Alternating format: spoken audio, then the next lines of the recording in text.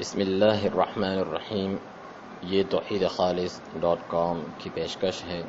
تلاوت قرآن کا ثواب سیدنا عبداللہ بن مسعود رضی اللہ عنہ سے روایت ہے کہ رسول اللہ صلی اللہ علیہ وسلم نے فرمایا: من قرأ حرفا من کتاب اللہ فلہ بہ حسنہ، جس نے کتاب اللہ کا ایک حرف پڑھا تو اس کے بدلے اسے ایک نیکی ملتی ہے، والحسنۃ بعشر امثالہا، اور ایک نیکی 10 کے برابر ہوتی ہے۔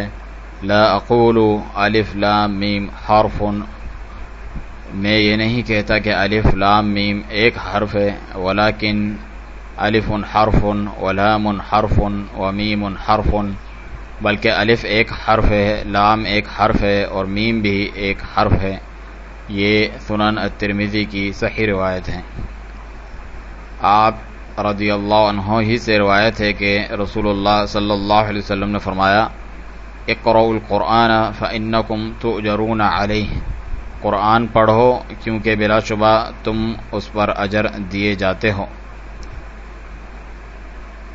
اما انی لا اقول الف لام میم حرف، میں یہ نہیں کہتا کہ الف لام میم ایک حرف ہے، ولیکن الف عشر ولام عشر ومیم عشر فتلک 30، بلکہ الف پر 10 نیکیاں ہیں، لام پر 10 اور میم پر بھی 10، پس یہ کل 30 نیکیاں ہو گئی۔